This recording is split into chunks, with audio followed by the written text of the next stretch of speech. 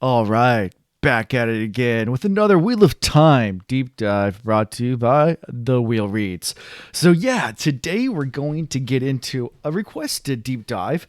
Was going to do another character, but decided to do a bunch of characters and to do a group. And one of my favorite groups, the Band of the Red Hand, yeah, also known as Shin al Kalar, which is Old Tongue for the Band of the Red Hand. So let's go dive into a little bit about the band and origins and kind of where they went in the story, and then kind of some fun facts at the end. This isn't going to be a long video. It's just kind of going to go briefly through the band, maybe give you some things you didn't know about it, and if there's anything I left out, as always, leave them below in the comments. Let me know. Happy to make follow-up videos and go through more if we need to. So, before we get to the band and the books, let's talk about the Band of the Red Hands from the Legends. Not from the Age of Legends, but from the Trolloc Wars. So, during the great power of Manetheren, King Aemon had a group of soldiers that was called the Band of the Red Hand. It was a legendary force, was a thorn in the Dark One's side, and was just victorious over and over again against hordes of Trollocs. And not much else is known except that they did finally meet their defeat in the Battle of Manetheren towards the end of the Trolloc Wars when Manetheren fell, but fought very, very valiantly till the bitter end. So let's fast forward all the way to Fires of Heaven. Because that's when the band accidentally is formed. Yeah, and I said accidentally because I don't think Matt ever meant to form it. In fact, he was trying to escape and run away.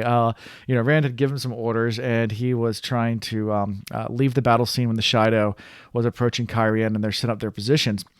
And as he's marching along, he stumbles on and realizes that the Shido is planning an ambush and stumbles into a group of Kyrian and I think also Tyrian. There were some soldiers from Tyr there getting ready to go into battle formations for Rand.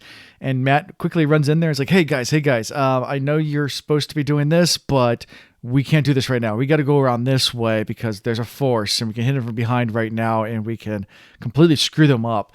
And that's exactly what Matt does, is he leads these troops into battle, surprises the Shidos, actually able to kill Couladin, and is victorious. And the Band of the Red Hand is born. After that, they all want to follow him. And about 6,000 troops is kind of what it starts at. Mostly made up of Terrians and Kyrians. And Matt at their leader. Almost immediately, he appoints his two seconds in commands, the two lieutenant generals, which is Daedrid and Talmanas, one of my favorite characters in the book. And I am going to do a deep dive on Talmanas later. But yeah, so that's kind of the events of where we start the band in the books. When he gets back to camp, he had taught them all how to sing Jack of the Shadows, and they're all singing it for him, and that kind of becomes Matt's theme song, I guess you could say, at least with the band, or the band of the theme, or the theme song of the band. A little fun fact about Jack of the Shadows. It actually in a interview with Dragonmount, actually the podcast, the Fourth Age podcast, which is a no longer existing podcast. I think they don't make episodes anymore. But that was a dragonmount.com podcast. Robert Jordan was actually interviewed on that podcast, and he was asked about Jack of the Shadows, and he said actually it's taken directly from the official march song of the U.S. 7th Cavalry, which is Gary Owen is the name of the song. So you can look it up on YouTube if you want to listen to that song. But that's the tune in which Jack of the Shadows is sang at. You can also look up versions of Jack of the Shadows on YouTube as well. There's plenty of out there, a couple of really, really good ones that are done really, really well. So let's get back to our timeline. So after the Shido battle, Matt then takes all his troops and leads them over to Andor. And then he starts picking up some Andor troops along the way and has small battles with Andor troops, winning pretty decisive battles all the way up until, of course, the end of Fires of Heaven when and a little bit into Lord of Chaos when they had to square off with Lord Gabriel, and Matt gets killed, and then Ravine gets killed by Balefire, and Matt gets brought back to life. So after the Andorian campaigns, they make their way down to go bring Elaine back. Runs into Saladar, finds them all there, which I guess is supposed to be a secret, but they find them anyway. has that embarrassing scene with Gawain where he's like, "Who the hell did they make a Amerlin here?" And Gawain's like, "That's me." So, yeah. After that, and she sends Matt off to Evodar because that's where Elaine and Nynaeve are out to hunt for the Bowl of Winds. So Matt goes and leaves the band behind, at least Talmanas, and a core group behind to guard Egwene in case she decides to move, and splits the band up, taking a small force off to hunt down Elaine and bring her back to sit on the throne of Andor. That's kind of his mission at this point, and goes off to Ibadar. In Ibadar, that's when he stumbles in and meets Tuon and accidentally kidnaps her. Eventually accidentally marries her. So that whole entire funny story. And during this time, he's having all these little skirmishes and battles and things like that are happening. Especially once they start to move back towards Saldar through Mirandi. And he starts picking up more and more troops along the way. Now it's not just Kyrian and a Tarian force. It's actually a really, really big mix of a lot of different countries that have joined the band and follow under Matt's banner, mostly because he is Taviran. So after Matt survives Evodar and the attack with Sanchin, he escapes. Of course, then Kadir takes Tuon at some point, and he gets the band together, the full force, and marches on Sanchin and wins pretty much decisively against a battle of 10,000 Sanchin soldiers carrying Tuon away. At this point, his army, though, has become massive. So it sounds like this really good battle. Of course, the Sanchin did have the power users, so that gave them a distinct advantage. Even though they were outmanned, they probably had Matt outgunned and the Band of the Red Hand outgunned. But of course, Matt, being a military genius, was able to outsmart them and win that battle.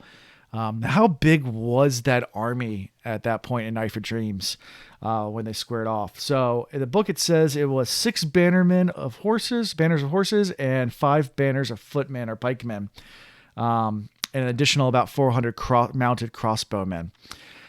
So I looked it up. One banner of horses around 1,500 cavalry, and then one banner of foot is around 3,000 pikemen. So you add it all together, about somewhere around 24,000 troops. So the band was pretty much a full-on army. Of course, you had the two lieutenant generals that I already named. On the head of it, we had several separate banner generals underneath that.